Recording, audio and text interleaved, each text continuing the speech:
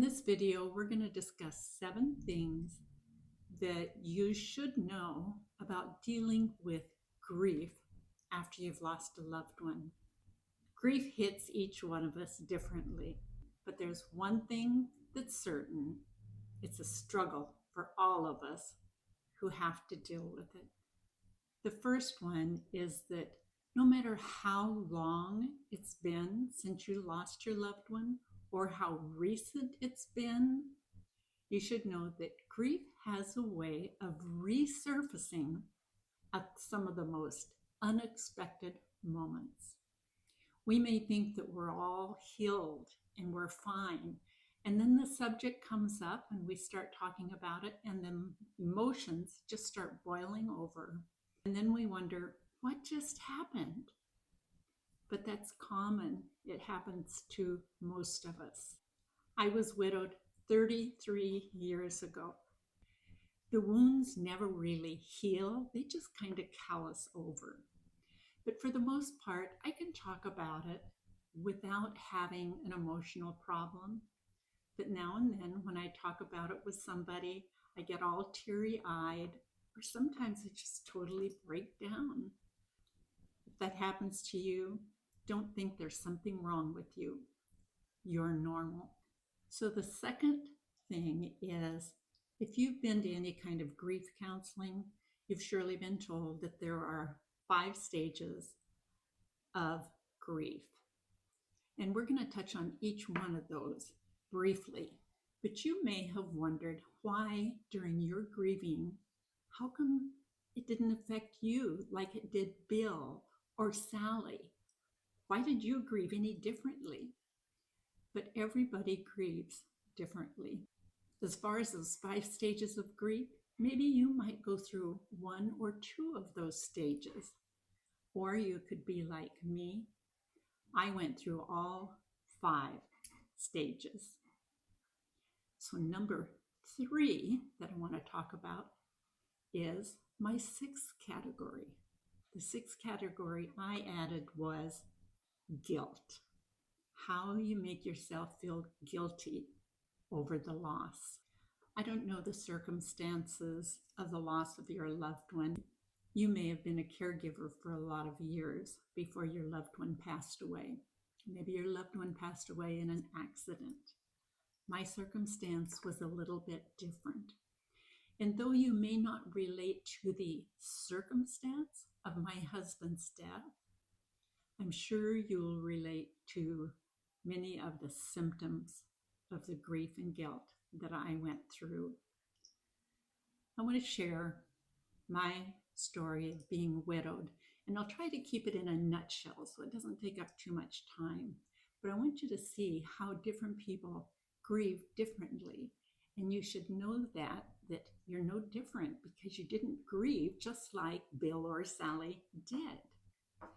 But in 1982, my husband was in a rollover accident.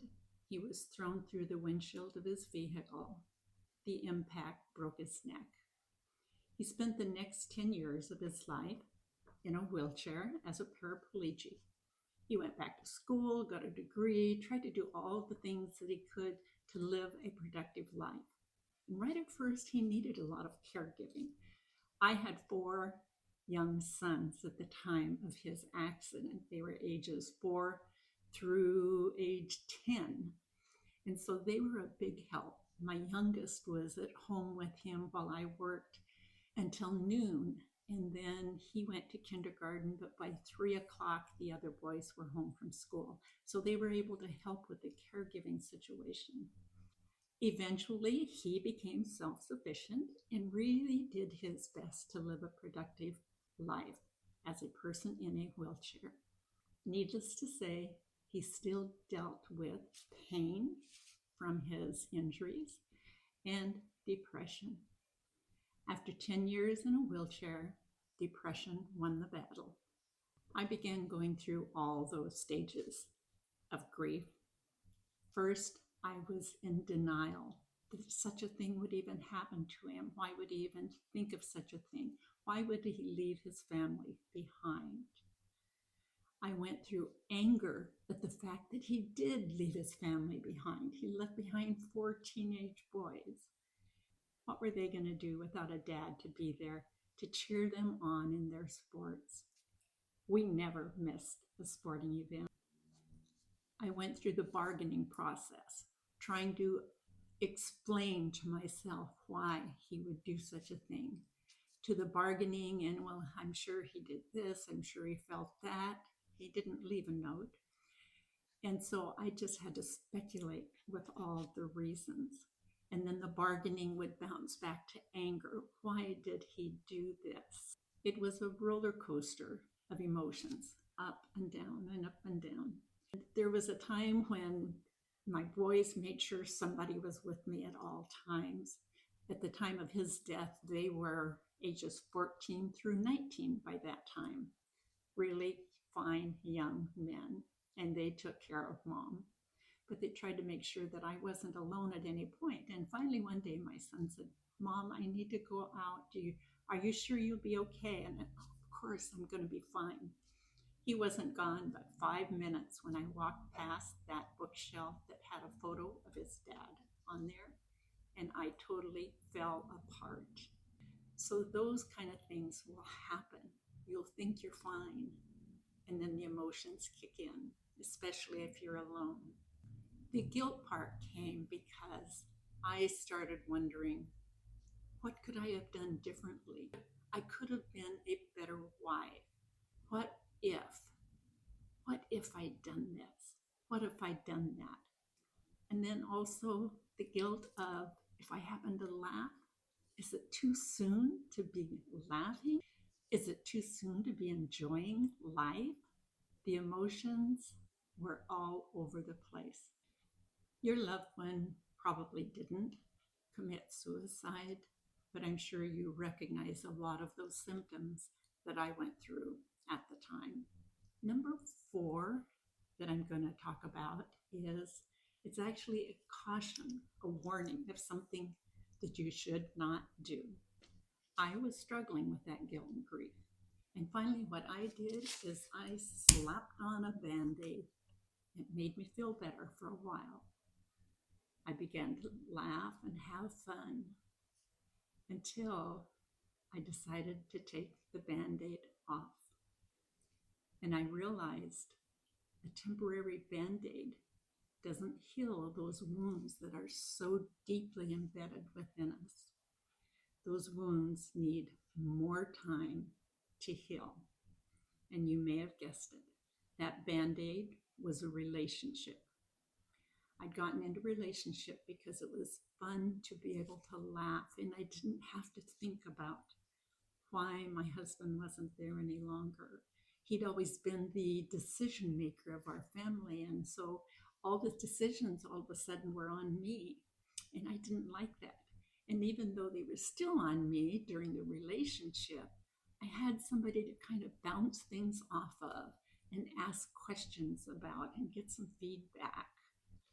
So that Band-Aid, I thought, was healing.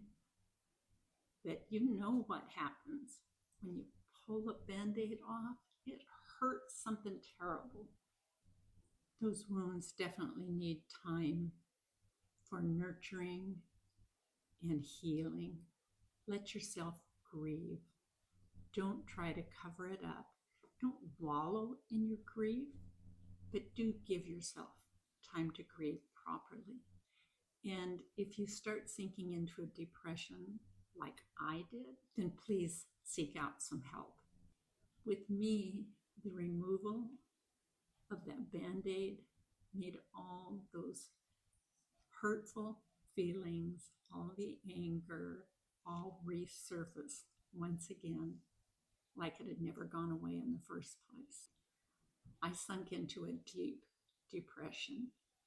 When I reached the point of not wanting to get up and go to work, I knew it was time that I had to do something about it.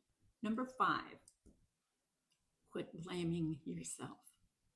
For me to ever reach that stage of acceptance, I had to learn that I wasn't at fault. Even if I could have done something different, even if I would have done something different. That's all in the past now, and there's nothing I can do to change it. I had to start speculating about what I could accept with his reasons, and I did come up with some really good reasons. I'm not sure who would ever want to continue living with the pain and the depression he did. Depression can be even more overwhelming than physical pain. So I want to caution you, don't keep blaming yourself and don't let yourself sink into the depression, because when you do that, you're going down a rabbit hole that you don't want to deal with. Seek out some help for that depression. So number 5 was, don't blame yourself. Number 6, therapists say that in order for us to heal and get past our grief part, we should practice the 3 C's. Those 3 C's are choice, connect, and communicate. I actually did communicate first, because when I reached that point of depression, I started seeing a therapist. And he explained to me that the excruciating pain I felt from the breakup of that relationship was not so much because of the breakup, but it was a feeling of rejection. And when he started hearing my story, he explained to me that in 5 years' time, I lost my father-in-law, my father, my niece, my husband, and then a relationship. He said it was like a dam being broken and the flood waters just came pouring out. And that's what happened with my grief, is that it all came pouring out. He says, Esther, you didn't allow yourself to grieve properly over any one of those single losses. So I'm cautioning you, don't try to stuff your grief. Allow yourself to grieve as long as you need to. But again, don't wallow in it. Just allow you the time that you need. The other C was to make a choice. And my choice was that I had to make a change in my life. And that's when I started moving forward, is when I started taking those steps to make the change in my life. So I made the choice. I started connecting, and I started communicating, and I started healing. I decided I had to overcome that shy personality that I had. I began stepping past my fears and started making friends for myself. My husband and I didn't do much socializing because he wasn't a social person. Our only activities were always going to the boys' sporting events. I joined a Christian singles group. My house became the hub of our game nights and activities for our group. That socializing helped me to not be so lonely. When I was alone in the evenings, I would read. And by this time, my sons were out of school, and pretty much all the 3 older ones were out of the house, and my youngest one was still home, but he worked and went to school, and we kind of passed in the night of seeing each other. So I spent my weeknights trying to read to keep my mind focused on something besides my woes. And on the weekends, I always made sure I had something planned with my friends. And if I had a weekend night that I didn't, I really could start feeling it. So if you try practicing those 3 C's, see how they help you. Those stages of grief took place when I was in my 40s.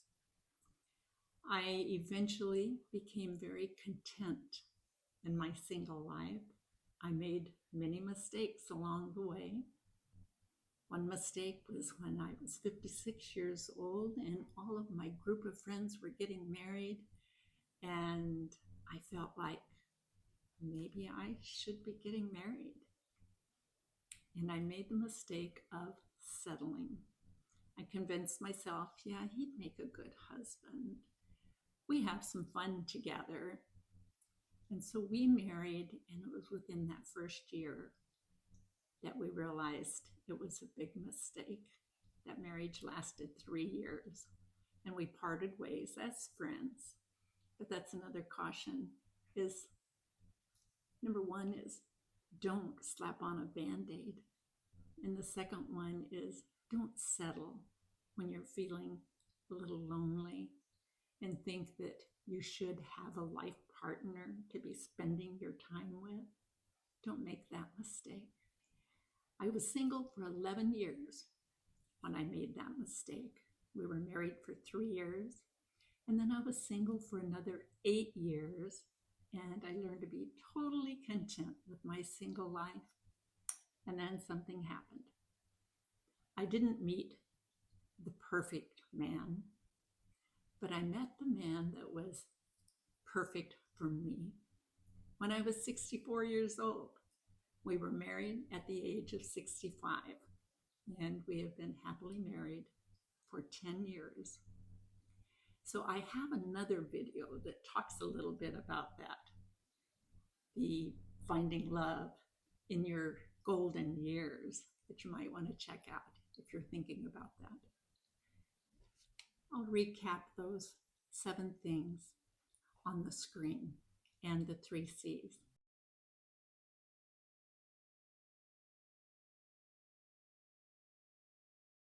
If you found this video helpful, comment down below and tell me how you've dealt with your grief and any insights that you might have. And hit the subscribe button down below to follow along for other tips about living life in my single years when I was in my golden years of 50 plus, and fun stories about finding love and adjusting to that lifestyle in my 60s, and other retirement tips that you might find very helpful in your golden years. And I hope to see you on the next video.